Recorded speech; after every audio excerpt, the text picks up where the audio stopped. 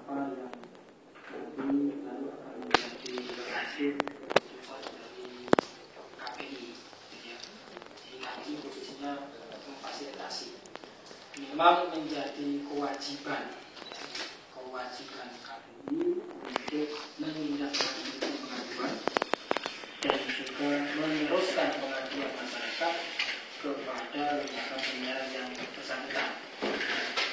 Saya terusan aduan sudah kita sampaikan. Hal ini adalah bagian dari tindak lanjut pengaduan masyarakat. Memang acara asal ini boleh kita buka juga ada data-data memang ada pihak yang memang keberatan, tapi sebagian yang lain juga ada pihak yang memang merasa tidak bersalah. Juga saya kira perlunya kita untuk dialog dan nanti kita juga berikan katakanlah titik-titik temu yang memang itu mungkin ya untuk kita ambil satu kebijakan. Nah untuk itu saya kira alurnya adalah silakan nanti dari pihak pengadu dulu ya akan dari saat itu mendengarkan dulu ya apa yang menjadi keberatan. Kita harapkan kita semua pihak sudah menonton tayangan itu atau rekamannya secara detail, gitu ya, bukan berdasarkan asumsi, gitu ya.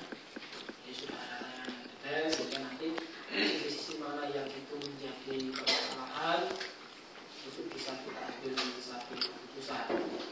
Kalaupun nanti barangkali pertemuan itu belum cukup di sini, kita juga bisa lanjutkan nanti di hari lain juga. Kalau memang belum selesai misalnya ada hal yang masih perlu diberikan, tidak masalah. Gunanya dialog kan, biar ada satu katakanlah dialektika tentang masalah ini. Saya silakan kepada mungkin Pak Kiai Tobari untuk mengawali, nanti bisa disambung dengan yang lain. Ya, silakan.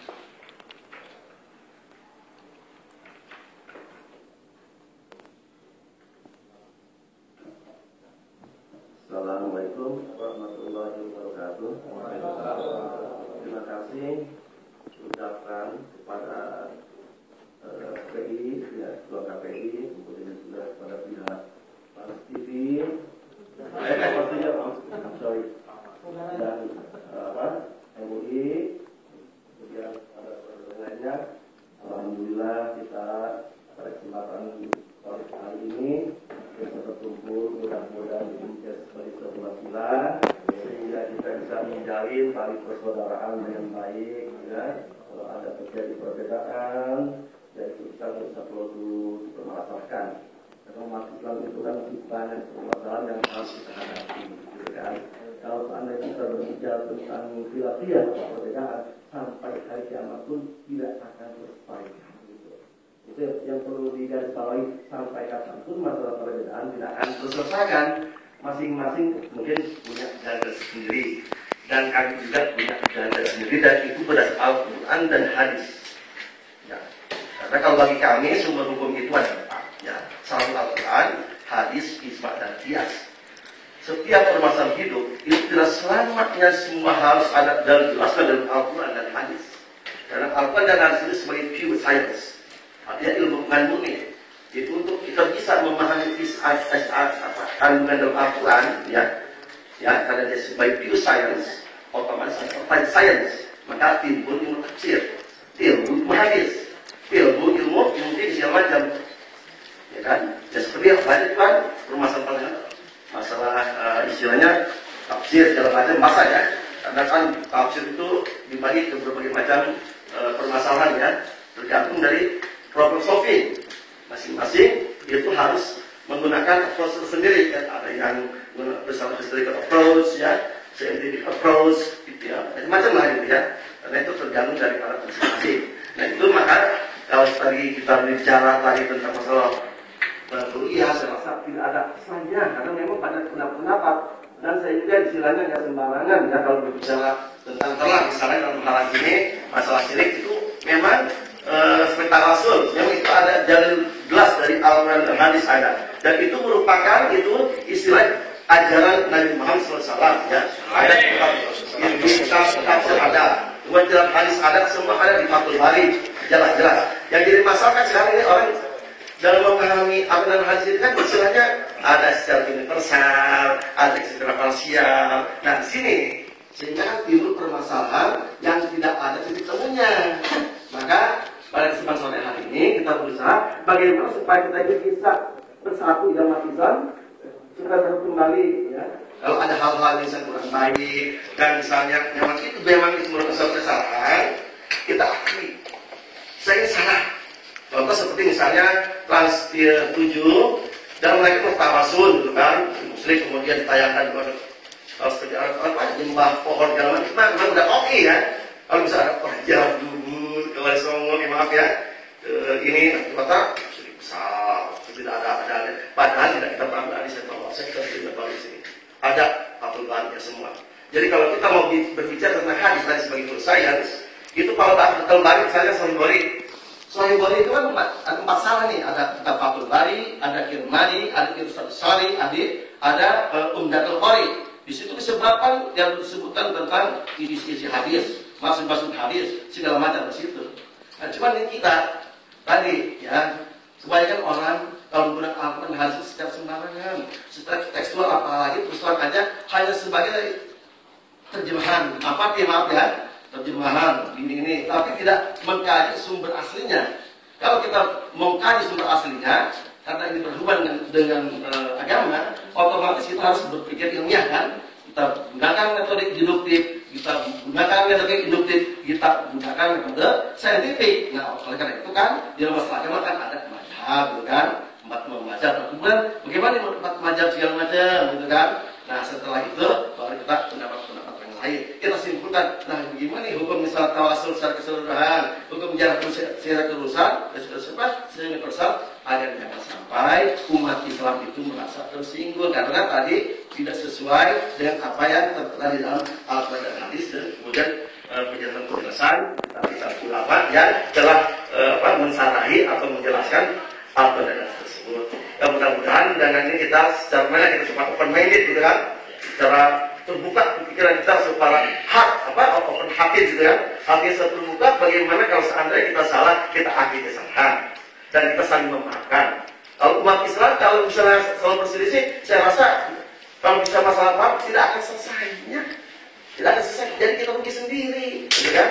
Justru kan ada maaf biasa bukan berarti biasa ada agama, kan ada hadis. Ya kan al-mu'minu ya'lafu wa ya'lafu wal khairu fi man la ya'lafu wa ya'lafu wa khairun nasi anfa'un nasi. Itu ada sahih. Ya. Dan sebagai orang mukmin itu ada orang yang sopan santun, gitu kan. Apabila terjadi misal khilaf, terjadi perbedaan pendapat di kalangan ulama, kita harus hormatilah, bisa menyakiti segala macam kan. Terus banyak Melayu laku dan kita harus beradaptasi terhadap umat Islam. Terutama di Indonesia kan berbagai macam istilahnya suku-suku gitu kan, agama-agama Islam itu kan banyak istilahnya, paham-pahamnya, ya kita gimana lah supaya merangkul dan mempersatukan umat Islam ini dengan baik gitu kan. Allah dan seandainya orang itu tidak bersatu gitu kan, tidak bisa beradaptasi dengan baik dengan umat Islam, tidak bisa bergaul dengan baik secara akhlak yang mulia, otomatis itu tidak akan punya amal sedikit pun. Mungkin kalau saya bahas mungkin banyak ya. Saya juga diselawat dari Al-Quran hadis segala macam, dan saya juga bawa di sini beberapa hadis ya. Itu ada Fathul Bari ya, Fathul Bari segala macam. Cuma saya nggak mau lah kita istilahnya itu saya nggak mau saya. Cuma hanya saya bagaimana supaya kita ini supaya clear, supaya jelas permasalahannya. Kalau seandainya misalnya ada yang menyinggung perasaan umat Islam itu jatuh dan kita harus menyadari bagaimana supaya kita ini gitu kan dalam rangka membangun Islam satu-satunya supaya terbina dengan baik. Entah misalnya asumsi masyarakat terhadap Trans 7 juga istilahnya kan baik, karena saya juga kan mengakui bahwa semuanya itu saudara saya orang Islam, jangan boleh Islam mencaci maki, jangan boleh menyinggung segala macam. Maka dengan seperti ini mudah-mudahan Allah memberikan hidayah dan taufik kepada kita supaya permasalahan ini dapat terselesaikan dengan baik. Ya, saya ucapkan mohon maaf kalau saya ada kesalahan. Saya mohon maaf yang sebesar-besarnya. Demikian wabillahi taufiq wal hidayah. Wassalamualaikum warahmatullahi wabarakatuh. Waalaikumsalam warahmatullahi wabarakatuh. Bismillahirrahmanirrahim. Assalamualaikum warahmatullahi wabarakatuh. Alhamdulillah. Wassalamualaikum ala sayyidina Muhammad bin Abdullah wa ala alihi wa sahbihi wa wala wala haula wala quwwata illa billahil aliyyil azim. Amma ba'd. Singkat, kami kesini terlepas dari masalah apa yang dikemukakan tentang di dalam khazanah. Di sana ada pernyataan bahwasanya tawasul adalah sebuah perbuatan syirik kepada Allah. Ketika itu dikemukakan berarti Trans7 sudah menuduh kami sebagai pelaku musyrik. Dalam Islam ada yang namanya masalah usuluddin, pokok-pokok agama, ada masalah yang furu'uddin, cabang-cabang agama. Ketika masuk dalam masalah usuluddin, semua yang mengaku sebagai umat Islam harus sepakat muafik, tidak boleh ada perbedaan di dalamnya. Masalah akidah semua bersama. Tapi ketika masalah cabang-cabang agama, furu'iyah, maka dibolehkan ada perbedaan. Karena kata Nabi, ikhtilafu ummati rahmatu. Perbedaan tengah-tengah umat itu sebuah rahmat. Dengan adanya perbedaan, semestinya kita ilmunya semakin bertambah. Yang tak biasa tawasulan, melihat saudaranya ada tawasul, semestinya berkata, oh ternyata masih ada ibadah yang saya belum tahu. Bukan berarti menyalahkan kami. Contoh, saat ini sering kita temui kan, mohon maaf, yang namanya di masjid, sholat jamaah, itu takbir tahiyat macam-macam. Ada yang tahiyatnya lempeng, ada yang tahiyat digoyang-goyang, ada yang tahiyatnya bulat-bulat. Kami Ahlussunnah wal Jamaah, tahiyat kami lempeng. Begitu kami ke sebelah, ada saudara kami yang ketika sholat tahiyatnya goyang-goyang. Apa kemudian setelah sholat kami salahkan mereka? Apa kami bilang, lu salah, lu gak benar, lu beda, lu kafir, lu murtad, lu musyrik? Apa demikian? Kan benar. Masalah tawasul, asal katanya wasilah. Al-wasail hukmul maqasid. Dalam bab tabarruk itu Khalid bin Walid pernah, mohon maaf, dalam perang itu sampai beliau kembali ke medan perang hanya untuk mengambil imam yang jalan. Ditanya oleh para sahabat yang lain, kenapa sampai demikian? Kau tidak takut mati? Kata Khalid bin Walid, seandainya kau tahu apa yang ada dalam imamah ini, kau tidak akan ngomel. Dibuka, di dalamnya ada 3 helai rambut Nabi ketika masih hidup. Mengambil tabarrukan. Di dalam masalah ini hati-hati. Ini bukan masalah usul, masalah pokok. Cabang-cabang agama masih banyak yang lain. Tawasul, ziarah. Maaf, kalau antum mengatakan ziarah kubur itu kemudian musyrik, kalau begitu kenapa mesti lakukan ini yang ada di Madinah, Masjid Nabawi? Makanya di dalam masjid, pada berziarah semua. Lepas dari semuanya, maaf, ilmu hadis, ilmu Quran, mungkin ayatnya sama, hadisnya sama, tapi kadang-kadang pemahaman disimpangin. Jadi ada asbab nuzul hadis, ada asbab nuzul Quran, asbab nuzul ayat. Itu mesti diperhatiin. Ini yang kami tidak suka. Khazanah sudah memfitnah kami dengan nyata, mengata-ngatai kami dengan jelas bahwa misalnya kami adalah pelaku musyrik.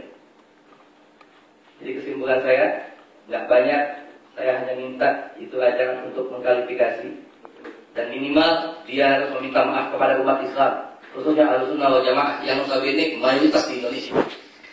Kalau tidak, jangan salahkan kami umat Islam yang lainnya. Assalamualaikum warahmatullahi wabarakatuh.